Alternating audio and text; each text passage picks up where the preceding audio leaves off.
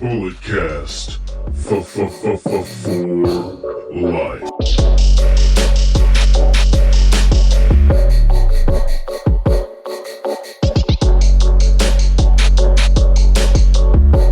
What is up, everybody? Welcome to another edition of Under the Radar. My name is Brandon Tanguma, and on today's episode, it's going to be another single topic episode. For the most part, we're going to be going over Wrestle Kingdom 14 Night 1 and Night 2 on January 4th and January 5th. Hope everybody had a fantastic holidays. Hopefully everyone is going to have a fantastic New Year's as well. Stay safe out there. And Santa came a little late for your boy because I got some new podcasting equipment, got a new microphone, updated the podcast software, so hopefully it sounds a little bit better. It's pretty much the same exact stuff I was normally using, but it's just the newer, updated version. So let me know how it sounds, and let's jump right into it.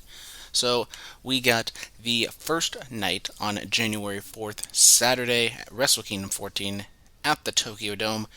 It will be the opening match, a dark match, I believe. I don't know if it will be able to watch. I think you'll be able to watch this on New Japan World. It is for the first time ever.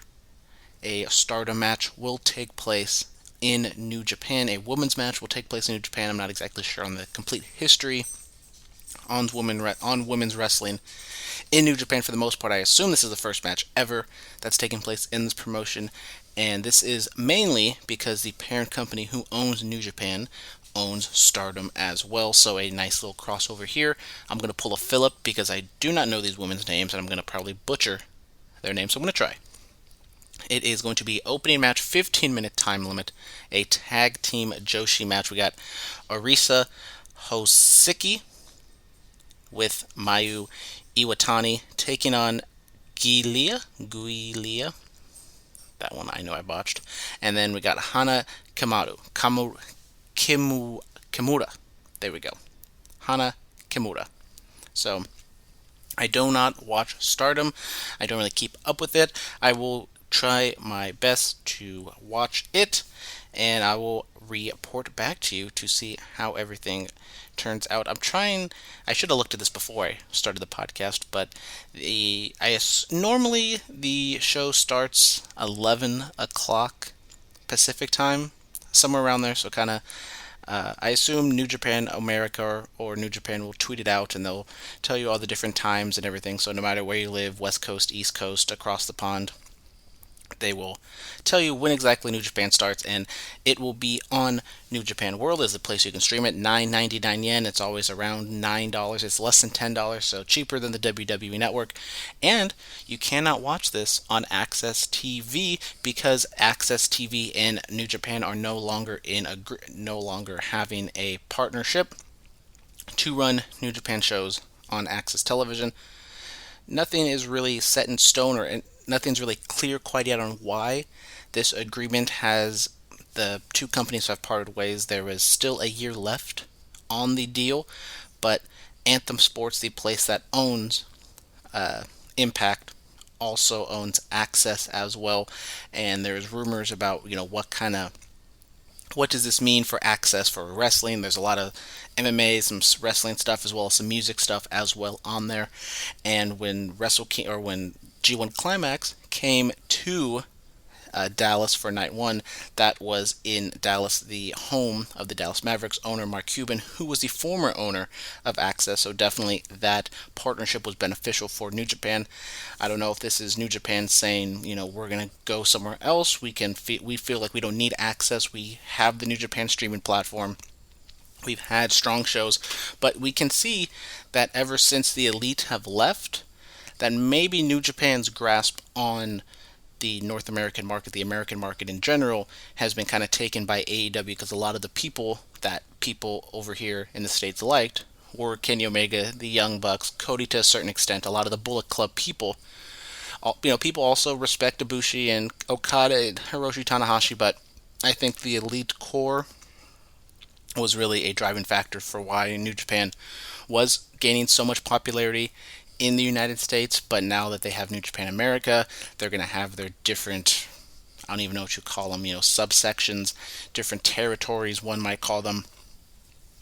We will have to stay tuned. 2020 is going to be not only an important year for AEW, NXT, whatever is going on between those two companies, but also New Japan, because they're definitely trying to bring their wrestling into the United States, and we've seen a little bit of it in 2019 and before then with some of their big shows, the Madison Square Garden shows, but that was off of the back, quote unquote, of the popularity of the Elite. And now this Wrestle Kingdom show is going to be great. It's going to probably be the best show of the year, just like it is every year.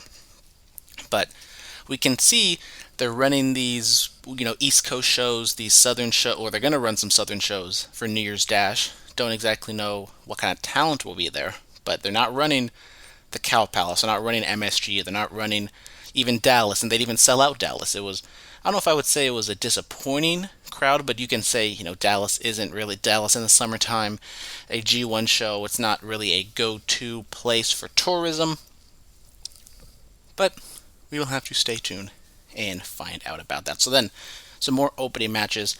I think these are going to be on the pre-show.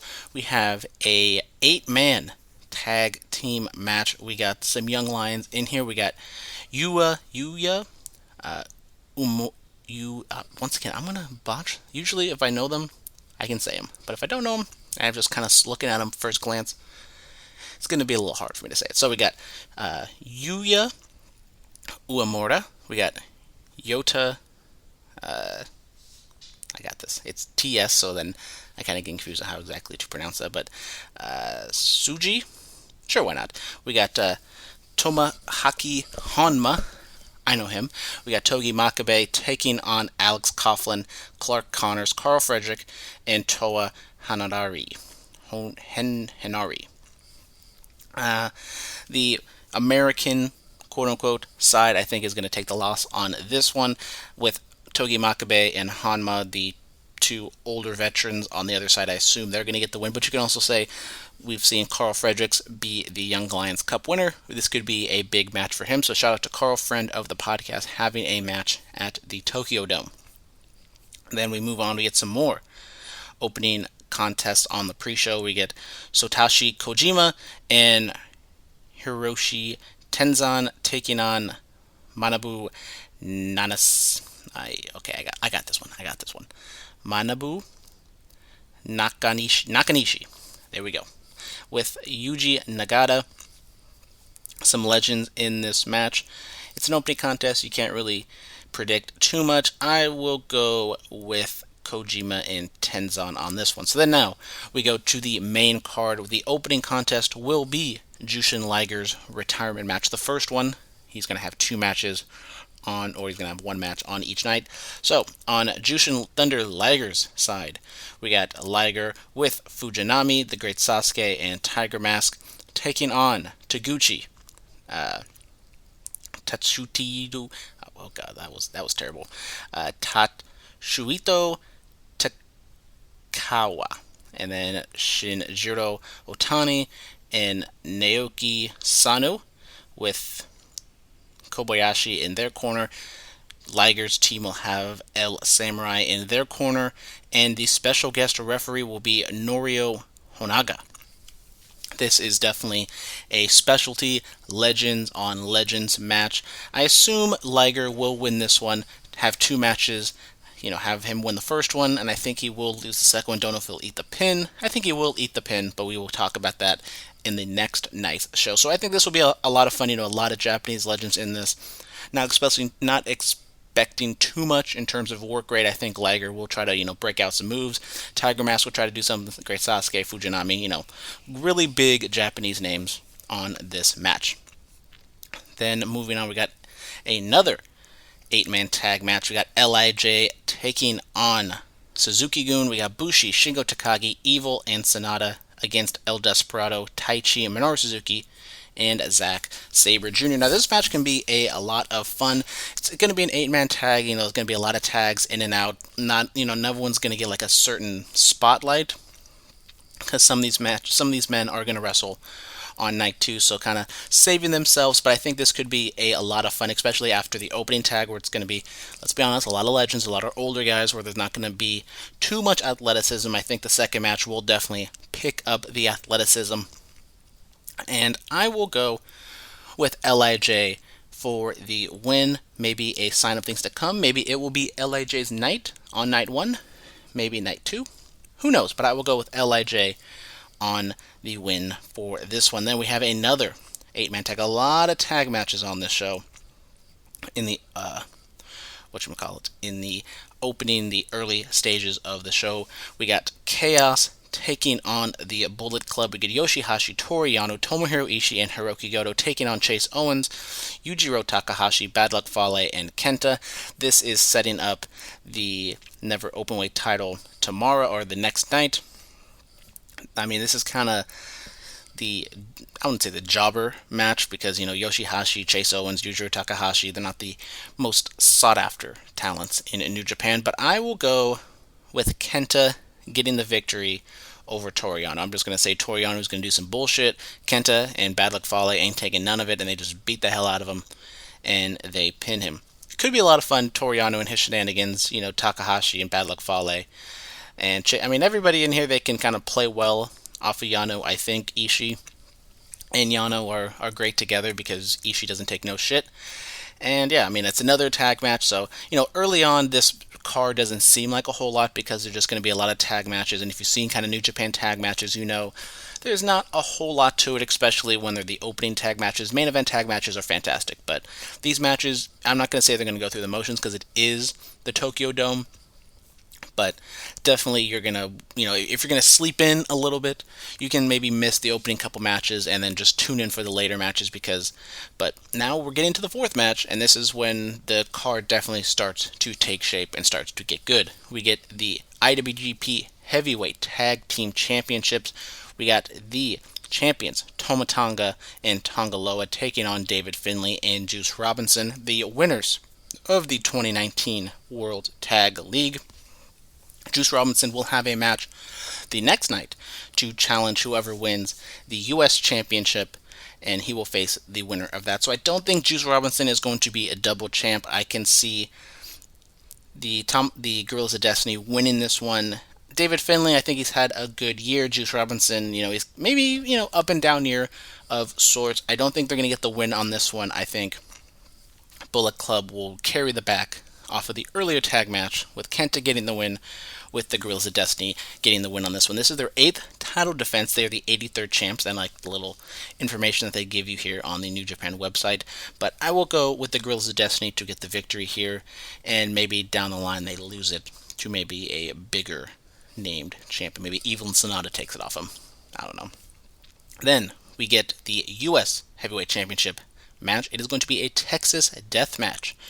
The champion, Lance Archer, will take on the returning Jon Moxley. Jon Moxley had to forfeit his championship because he was unable to make the trip to Japan, because that was when the bad storm was going on. So him, Zack Sabre Jr. were not able to make the trip.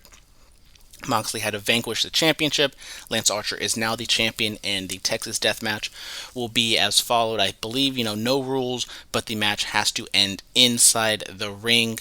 And this match will be, crazy. I don't know if it's going to be as insane as the Jon Moxley Kenny Omega match. I wasn't the biggest fan of that match.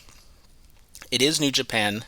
They're not really a death match company. Japan has definitely a history of death matches. I'm a little scared. I'm afraid of what they're going to do. Oh, if I just looked at the bottom of the match, it said the rules, because I'm an idiot. But anyways, okay, so no DQ, no pinfall, victory by a 10 count, KO, or a submission. So there you go. All I had to do was look down, you dipshit. But anyways, that is the rules. I'm not the biggest fan of last man standing matches. I think it does kind of hurt the flow of the match. So maybe, I think New Japan, and with the MMA background of the MMA history in Japan, I think maybe they could do something to where the KO, they don't count the KO like every time somebody falls down. That's one thing I really hate in WWE last man standing matches, is like every move, it seems like we have to wait 5-10 seconds for the referee to do the count, and then somebody gets up, and then we get back into it. It's just kind of a very methodical, slow-paced match. I think this will be a very good match. Definitely not going to say this is going to be the best match of the show, But it's going to be interesting, and it's going to be different than anything we've really seen in New Japan. We've seen Kenny Omega, and we've seen ladder matches. We've seen some hardcore type matches. I mean, New Japan is very lenient with the rules, so there's definitely some hardcore aspects in some of the matches, especially with some of the stuff we've seen from Chris Jericho recently. Jon Moxley and Ishii had a fantastic match in the G1 Climax. You can say that was maybe a hardcore style match. I will go. We don't really know exactly what the agreement is with these AEW and New Japan guys. Obviously, they're kind of individually contracted. It's not a contract with AEW, it's a contract with the wrestler. I think I'm going to go with Lance Archer on this one. I'm going to go Jon Moxley. Will have a fantastic match, have a showing, maybe his last to Raw. I have been seeing some things with Lance Archer and Juice Robinson. They've been kind of feuding back and forth, so I think having them go at it at night 2, and I think I'm not going to, well, we can preview night 2 when we get to night 2, but I think this will be a really good match. But I think the best match of the show will be for the IWGP Junior Heavyweight Championship. It is a match that everyone's kind of predicting that's going to be a fantastic match. We get Will Ospreay, my 2019 Wrestler of the Year, taking on the returning Hiromu Takahashi. This match will be insane. It will be fast-paced. It will be fantastic. I'm a little scared because Takahashi is returning from the neck injury. They had a tag match on the road to the Tokyo Dome a week or two ago. I saw the match. That match was a lot of fun, and just a glimpse of what we're going to get on the Tokyo Dome show. This will be a whole lot of fun. I think Takahashi will get the victory. Will Ospreay, as I kind of said in our year-end awards, I could see them kind of transitioning Ospreay to the heavyweight division. Not saying it's going to happen right away, but I think you can see him have another G1 climax, another stellar one, maybe build off it, finish a little higher than he did last year or this year. And I could see Will Ospreay, he's been bulking up. I think he is going to fill in that Kenny Omega spot, and he could be the guy who New Japan can ride off of into the States, into Britain, outside of Japan, that he can be the top gaijin in the company that everyone is going to look and say, oh my god, this guy's amazing, and we want to go and see him at our local, 10,000, 5,000 seat arena, wherever New Japan tends to run. Then we go on to I guess I would say the two main events, because they are going to go coincide with each other. On night 2, we get the IWGP Intercontinental Championship match. We get the champion, Jay White, defending against Tetsuya Naito. I mean, we've seen this match plenty of times. Naito, I've been just on him saying, oh, he's going to be champ. That's what he wants to do. Naito is the person who kind of introduced this idea of being both IC and heavyweight champion, and I think he gets the job done here. I think we get Tetsuya Naito winning the championship. I mean, I don't know exactly what New Japan's reasoning or their idea going into night 2, because you can't really book, like, you can't, you can't build from night 1 to night 2. You have to say, look, whoever wins these 2 matches are going to face each other. That's why Vince doesn't really like doing tournaments, because he can't promote who's going to win and who's going to be in the finals. He can only promote the first round matches. He can't promote the other round matches. So you could say, oh, Jay White's a heel. He is more suitable to be in the second match, because you can have the traditional heel face dynamic. Or you can just go with whoever the 2 top champions are, top stars are, whether, how you look at it between Okada and Ibushi, and then going to Naito, he's probably the bigger star out of the 2. Not saying Jay White isn't a star. I love Jay White. I think he's had a fantastic 2019.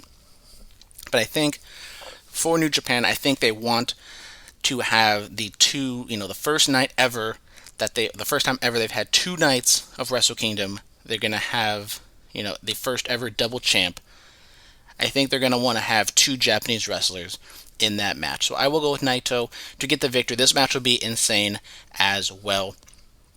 Maybe it could be second best or even best match of the night, but I think the 2 matches will be the main event and that junior heavyweight title match. Let's move on to the main event of night 1.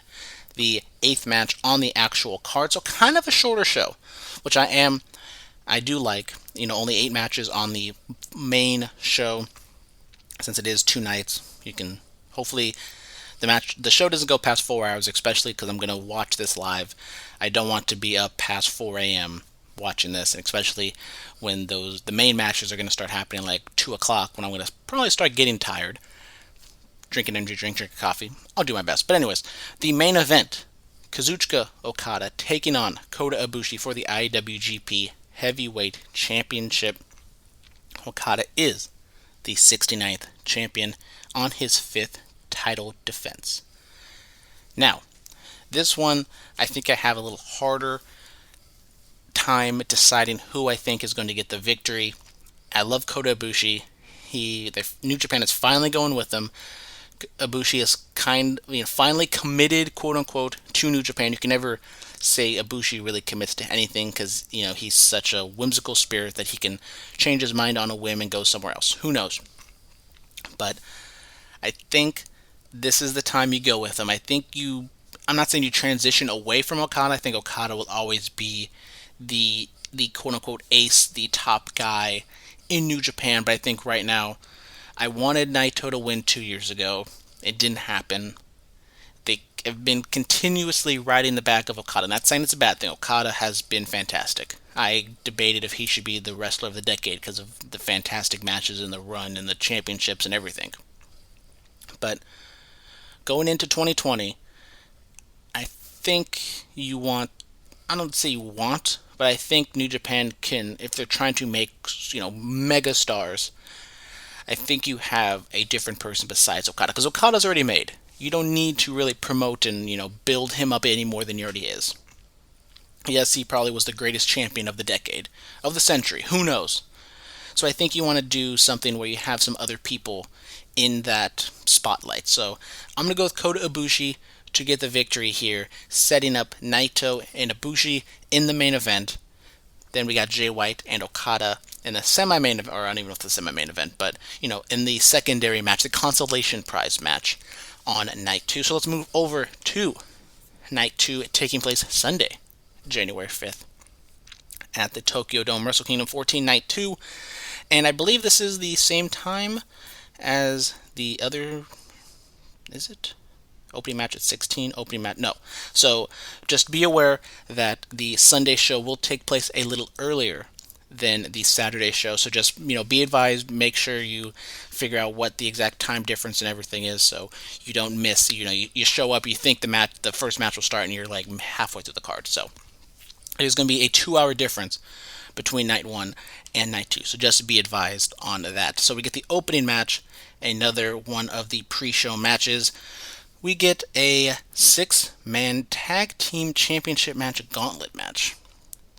So we get, okay, so I'm going to try to figure out how all this stuff is going to work as a gauntlet match. Okay, so a random entry, 2 teams at a time, and it's going to be a 60-minute match. Winners stay on. Last team left are the never openweight 6-man champions. So we got, okay, this is kind of a whatever. So I'm just going to rattle off the teams that are in this. It's kind of awkward the way that they have it on the website, but we have Taguchi, Yano, and Togi Makabe are the champions, taking on Robbie Eagles, Yoshihashi, and Tomohiro Ishii as one team, Bushi, Shingo Takagi, Evil as another team, and Kanemaru, El Desperado, and Taichi, and then Bullet Club, Chase Owens, Yujiro Takahashi, and Bad Luck Fale. Now, it is the never openweight 6-man tag team championship. You never really know where they can go, but just kind of looking at it, the team that kind of sticks out to me as kind of having the most star power, and really it's kind of a shame that they're not doing. I mean, it's a shame that Ishii doesn't have a top singles match on Wrestle Kingdom. It's a shame that Evil doesn't have a top singles match, or Shingo Takagi. Yeah, I mean, even Togi Makabe, he is what he is, but I kind of wish that they might have done a little bit more on these shows to kind of showcase their talent, but it is what it is. I have a man crush on Ishii, but I will go with LIJ. I think this will be a big weekend for LIJ. I think Bushi, Shingo Takagi, and Evil take the victory here. Then we get the opening match on the actual show. So the gauntlet match would be the pre-show, and then we get the second Jushin Thunder Liger match. We got a tag team match. We get Nakayo Sanu and Jushin Liger with Fujiwara taking on Ryo Lee, the former Dragon Lee, because he can't use the name anymore, and Hiromu Takahashi. As I said earlier, I think this is the match where Liger does the job, with Dragon Lee and Hiromu Takahashi being just not mega stars, but being the these top stars in the New Japan Junior division. Maybe Hiromu will be champion at this time. I think Liger eats the pin, and we have an emotional moment. I'll probably cry. It's going to be great. I was so happy that not only did I see Jushin Liger for the first time at the SF Stage Show, I thought was fantastic, but I also was able to see Liger's last match in the United States. So going from someone who's never seen Liger before, able to see him twice and see such a historic match for Liger's career, it was an honor to see him in his farewell tour. So then we got the Junior Tag Team Championship match. We get the champions, El Phantasmo and Taiji Ishimori, taking on Roppongi 3K, the Super Junior Tag League 2019 winners, Sho and Yo. And don't really have not really a reasoning, but I will go with Sho and Yo to get the victory. I really like Roppongi 3K. I think Sho is fantastic. Yo is really good as well. Maybe we're going to get Rocky Romero, wrap him down to the ring with a flamethrower or something. Hopefully that Rocky Romero will be on commentary on the English side. I really like what Rocky has been doing this year as a commentator. So, as I said, no real reasoning. I think, especially with these junior tag team and junior championship matches, sometimes they just there's no real reasoning, they just kind of flip it back and forth. This will be the second defense for El Phantasmo and Taiji Ishimori, so you could see them holding on a little bit longer. Roppongi 3K, kind of been there, done that, but I will say that they get the victory. So then we get a 60-minute time limit match for the British Heavyweight Championship. We get the champ Zack Sabre Jr. taking on Sanada. Now this match will be really good. It's going to probably be, your typical Zack Sabre Jr. match. Is very technical, and Sanada trying to power out. I will go with Zack Sabre Jr. to retain. Yes, it's the British Heavyweight Championship, so you could just say, oh, he's a British champ, he's British, just let him have it. But I could see Sanada getting the victory here. And, both of these guys, Zack Sabre Jr. was kind of in Will Ospreay's spot 2 years ago. He had a really big year. He pinned Okada. And then, they didn't really do a whole lot with him this year. So maybe they try to get him back on track and try to have him be, especially since they are trying to, get into the Western market, that maybe they want to have Zack Sabre Jr. be one of those focal points going into 2020. So I will go with Zack Sabre Jr., but I would not be shocked if Sanada gets the victory here as well. So in the fourth match, the IWGP US Heavyweight Championship match, the winner of the Lance Archer Jon Moxley match will take on Juice Robinson. And it's kind of an easy pick. I wouldn't say an easy pick, but kind of an easy story to tell. I will go with Juice Robinson to get the victory. I think Lance Archer retains, and then he drops it to Juice, just because you can tell the story that Lance, went through hell with Jon Moxley, was just able to escape through that match. But then in the end, Juice Robinson, who was fresh, yes, he had a match on night one, but it definitely was not the death match that Lance Archer or Jon Moxley went through. So I will go with Juice Robinson to get the victory. Then moving on, we get the Never Openweight Championship match. We get Kenta taking on Hiroki Goto. Maybe we get some Shibata shenanigans involved. We got Shibata with a run-in, a few months ago. We thought maybe we're going to see Kenta versus Shibata and Shibata's return. Hiromu Takahashi and Shibata, their return matches would have been fantastic. We did not get it, but I think we will see Shibata in this match somehow, some way.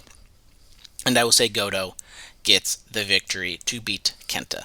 So then, we get the sixth match on the show. We get the two non-champions after January 4th. We'll have this match, so whether it be Jay White and Okada, Jay White and Ibushi, Naito and Okada, or Naito and Ibushi, We'll have to stay tuned to find out about that. In my pick, I say that it's going to be Okada and Jay White. I say just have Okada win. I know they're trying to build up Jay White and have him be this new thing, but I will go with Okada if that is a match that takes place. If it's Jay White and Ibushi, I think if it's Jay White against anybody, I think you just have them beat Jay White. I know they're trying to build him up, but I think him being the heel that he is, and it's being Wrestle Kingdom being the top show of the year, just let the baby faces beat the heel. Who cares? He can build himself back up, in the next month or two, going into Dominion in the summertime. So then we get the semi-main event. We get the special singles match. Nothing really on the line, but it was announced that Chris Jericho, if Tanahashi beats Chris Jericho, Tanahashi will have a shot at his AEW title later on down the line. Now, what does that mean?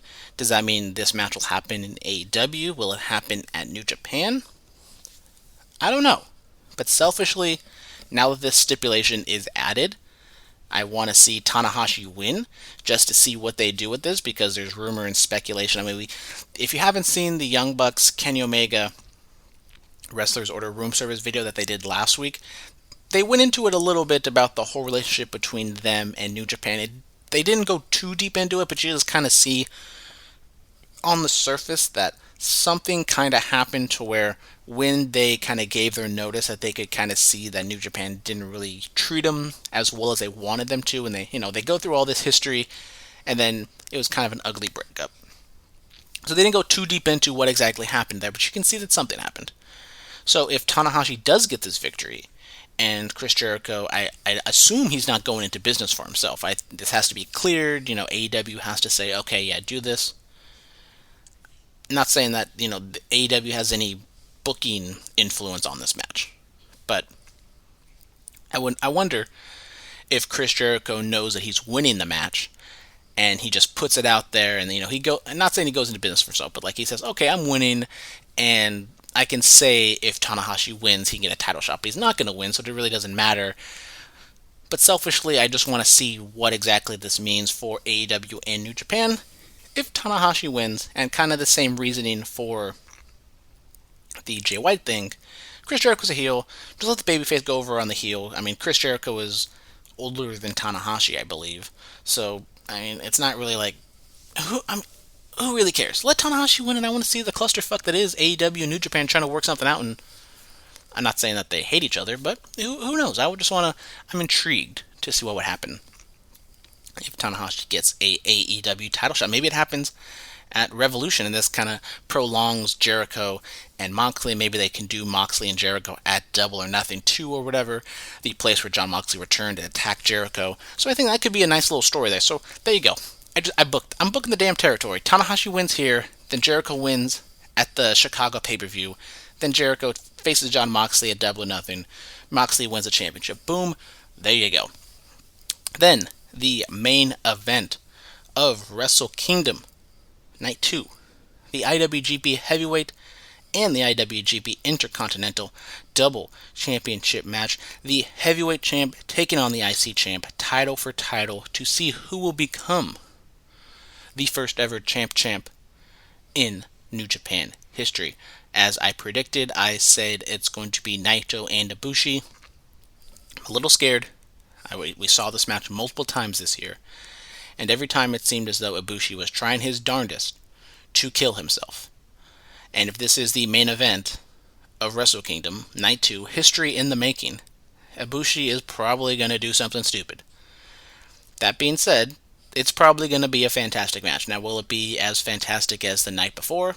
Will it be better than Ospreay and Takahashi? Maybe. It probably will be. Who knows?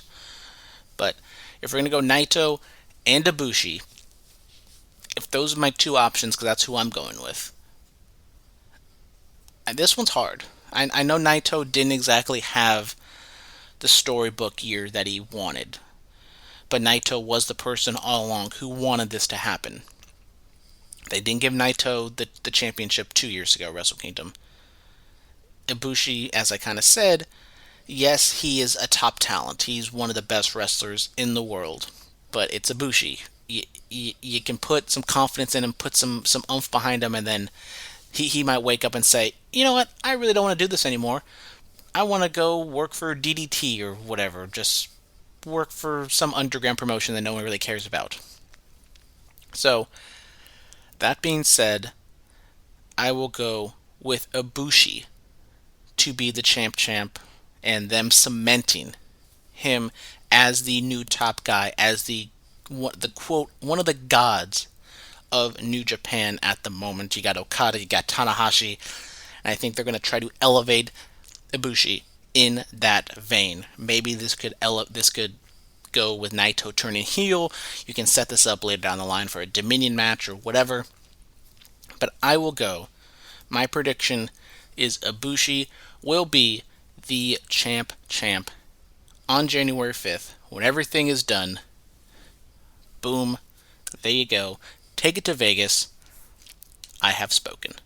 So then, now, after all of that, 35 minutes of me previewing Wrestle Kingdom. Jeez, I didn't think it was going to take that long because I kind of already did a preview a few weeks ago. So, quickly, I will go over the NXT recap on Christmas. A lot of taped, everything was taped. The central point of the show, the host of the show, was Kathy Kelly, Sam Roberts, Phillips Boy, and my boy, Pat McAfee, doing it for the brand. I love Pat McAfee. Yes, he can be kind of over the top. He's almost kind of like Mauro Ranallo in a way to where, like, if you don't really know about him, you don't really know who he is, he can be kind of obnoxious and kind of, like, turned off by him. But I think Pat McAfee is great. I think the energy that he brings is contagious. I really like what he does. People really enjoyed him on SmackDown. I enjoyed him as well. I love his podcast. I love the things he does. So hopefully we get more Pat McAfee on NXT in 2020. So they do a recap of everything that happened 2 weeks ago on the 18th, including Rhea Ripley's championship victory. They kind of talk back and forth, and there's some tension between McAfee and Roberts. I don't know exactly what that is, if it's a storyline, if it's a shoot, but I'm Team Pat all the way, and we all know that Phillip is probably Team Sam. So, for the brand, Pat McAfee versus Sam Roberts at TakeOver Tampa Bay at WrestleMania weekend. So then, the first match was a open challenge for the North American Championship. Roderick Strong comes out, and he is answered by Austin Theory. Yes, the Evolve or former Evolve champion. I'm not really keeping him on Evolve, but he was the Evolve champion on that special where NXT or Evolve went head to head with All Out, I believe, on the WWE Network. But anyways, Roderick Strong gets the victory at 16 minutes and 47 seconds. I thought this match was really good. And a surprise opponent in Austin Theory, but I thought it kind of, you could see that Austin Theory was not going to win the championship. I think kind of anybody that came out, you can see that they weren't going to win the championship. So I think Austin Theory was kind of the perfect person in this match because he was a surprise. People who know who he is. People who don't know who he is can be impressed by him. And then, for the most part, a lot of people don't think he's going to win or that, Roderick Strong is going to retain regardless. So you don't really put someone who's a marquee name, who's on there all the time, in the position to lose and devalue them, or you put in a position to where you have kind of an undercard guy who doesn't really get a lot of wins or a lot of publicity on the TV show, and then you're going to have Roderick Strong go 50-50 and go 15 minutes with him. So I think this was probably the perfect opponent for Roderick Strong. So then they do a thing where some matches took place in Full Sail, some of the matches took place in Brooklyn. The Full Sail crew was Mauro Ranallo and Nigel McGuinness, and the Brooklyn crew was Beth Phoenix and Tom Phillips. The Roderick Strong Austin Theory match took place in Full Sail. Then this next match, Isaiah Swerve Scott taking on Jack Gallagher, took place in Brooklyn. And in the end, Swerve Scott gets the win, 13 minutes, 47 seconds. Another long match to kind of fill out some time. The story going into this was that Scott is, getting some momentum behind him. He's not exactly taking the next step. Gallagher has lost a few matches, so he's trying to get back on track, and I thought deservedly so. They gave the victory here to Swerve Scott. As I said, I think last week or 2 weeks ago, it was last week when I kind of previewed or did the breakout star, next gen wrestler, whatever the name of that was. But I didn't pick Scott. Or did I pick? I don't even know. I think I picked Cameron Grimes, but I'm really intrigued to see what they do with Swerve Scott. I think he's very charismatic. They haven't really given him the opportunity to be charismatic, to be that kind of guy that I know he can be. He's been just out there having good matches, and this was another good one. I mean, you can go back and forth and say, oh, Gallagher, he kind of has a name. People know who he is. Maybe they're gonna, he can be in the cruiserweight division. But I think Scott is a good pick, and maybe he could be a challenger for Angel Garza for the cruiserweight championship. So, really good match, and I enjoyed it a lot. So we go back to the control center. The hosts go back and forth about stuff. They talk about Johnny Gargano. And then we get Candice LeRae taking on Tainara. And if you didn't know who was going to win, come on, people. It was Candice. She wins in 7 minutes, 46 seconds. I mean, I feel like I talked about Tainara last year or last week, where she's just been on television a bunch, and you would think she would improve and be better, but it's just not really the case. It's like, come on, girl.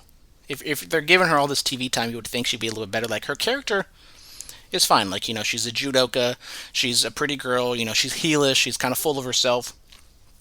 But then when she gets into the ring, it just doesn't really translate. Candice, I think, got as much as he really could get out of Tainara. So, Candice gets the win. Hopefully they do something with Candice later on down the line. I could see a possibility where maybe in 2020 Rhea Ripley turns heel on Candice, and Candice is kind of the Sting character where all of her friends just kind of turn on her. But Candice and Rhea Ripley, like SummerSlam or even War Games Survivor Series weekend, that could be a lot of fun if they tell the right story, and hopefully they don't have people boo Candice LeRae like they had people boo Johnny Gargano. But anyways, going in to hour 2, they talk about Candice and how she's had an up and down year with some of her friends, and Io Shirai and Dakota Kai and everything like that. We get a Arturo Rujas vignette, very basic mission statement. He's an MMA fighter. Not an MMA fighter, but a mixed martial artist. He has a lot of different disciplines that he has a black belt in. I was very impressed with some of the matches that he had. I think it was earlier on in the year. I think it was before summertime. It was maybe like springtime-ish. I was very impressed with what he was doing. I think he had a really good match, a really good short match with Matt Riddle. We head back to the Barclays Center for a Dominik Dijakovic and a Bronson Reed match. Dijakovic wins in 12 minutes and 15 seconds. An okay match, pretty disappointing in my opinion. Between these two guys, you would think that they can do a whole lot better. I'm still not exactly sold on Bronson Reed. I think Dominik Dijakovic has sold me this year coming in. I wasn't the biggest fan of Dominik Dijak, but I think he has won me over. I think he can be really good. I think he has fairly good upside as a heel and a babyface. I would like to see him maybe be more of a heel, because I think the heel division, the heel side on NXT really does need some work. But when he does those flippy doos and those big spots with Keith Lee, it's kind of hard for him to get over as a heel. But this match was disappointing. It was in the Barclays Center, so you could say that the crowd didn't really know these guys. Yes, New York, Brooklyn should be a more smarter crowd, but I mean, in their defense, the match wasn't all that great to begin with, so they didn't really have a reason to go crazy. I don't know when this was taped, if this was taped before, afterwards, if the crowd was tired, but I would say fairly a disappointing match. Then we go back to the Control Center where Kathy, Pat, and Sam hyped the main event of World Collide. The Undisputed Era will take on Imperium in a 4-on-4 tag team match. A heel-heel matchup, so it will be fairly interesting to see what the crowd goes with. I assume that they'll go with the Undisputed Era since it is going to be in the United States. More people will be familiar with the Undisputed Era than Imperium. Walter will probably be over as all hell on his side. We will continue to cover that. I will watch it. It will be taking place instead of a takeover, but we will have the takeover Portland coming in February, which should be a good show. That being said, an 8-man tag between Undisputed Era and Imperium, if given time, which I assume it will be, that match will be crazy. If there's not another crazy match like Pete Dunne and Tyler Bate or something, I don't know. But then we get Kathy shows a short hype video for Bianca Belair, and then we get Shotzi Blackheart, a Bay Area native, being announced from Oakland, California. So she's about to give Bianca Belair some town business. But unfortunately, Bianca Belair does come out the victor at 10 minutes and 14 seconds. I thought this was actually a really good match, probably the best match of the show. It did help because it was in Full Sail, so the crowd was behind it and they were invested. I think Shotzi has a lot of upside.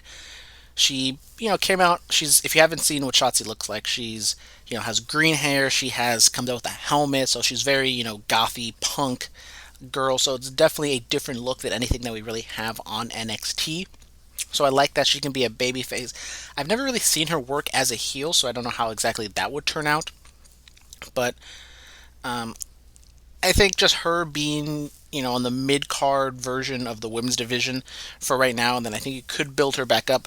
As I've been saying, Bianca Belair, sort of a down year for her, I would say, but I think she's definitely getting built back up. And I think with Rhea Ripley going in as champ in 2020, I think Bianca Belair is definitely someone to keep an eye on to be built up. To Dakota Kai, Bianca Belair. Don't think Shayna Baszler's coming back. I think she's going to get the call up and she's going to main event WrestleMania with Becky Lynch. Maybe she wins the Royal Rumble.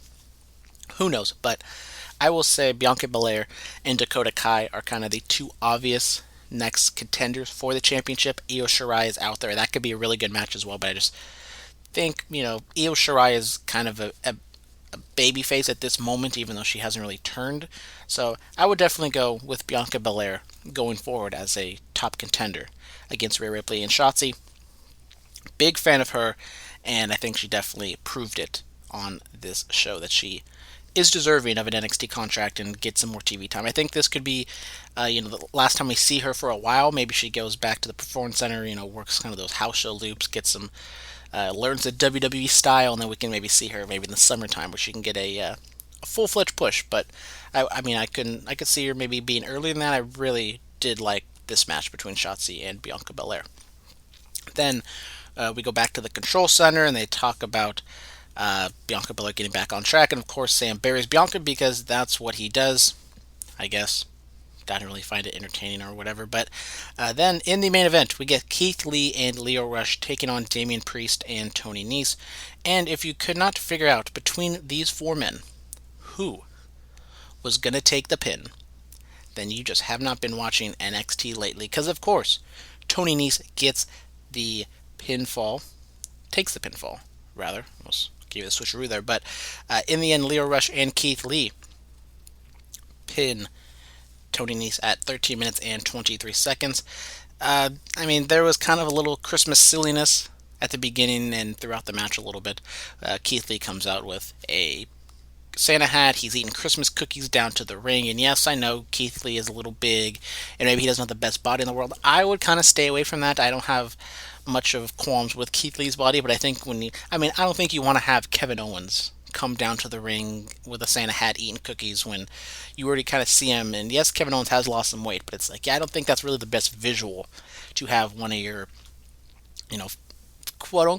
your fatter wrestlers eating Christmas cookies. I don't think that's the best look in the world. But anyways, they go back and forth. And last week, or 2 weeks ago, when I covered the Damian Priest versus Killian Dane match, it was kind of a heel-heel matchup, and I thought maybe they were focusing Damian Priest as a babyface, maybe going to turn him face, but he's in this match with Keith Lee and Lio Rush, two of the most likable guys in NXT, so I assume they're going to keep Priest heel, which I would say is a good move. I think the heel side on NXT definitely needs legitimate heels going forward, and Undisputed Era, as much as they're the top heel faction in the company, they're basically baby faces. I would be shocked if maybe the Undisputed Era splits up in 2020. Adam Cole babyface turn, maybe Kyle O'Reilly, my boy, takes over as the leader of Undisputed Era, somebody else takes over as the Undisputed Era leader. But in the end, it was a fine show. They just put on a lot of wrestling, fill up some TV time. In the end, we had 6 matches in 2 hours. So, a lot of these pretty much all the matches, I would say, went about 10 minutes or over 10 minutes, except for the Candice LeRae Tainara match. That was the only one that went under 10 minutes, but everything else went between 12 to 16, 17 minutes.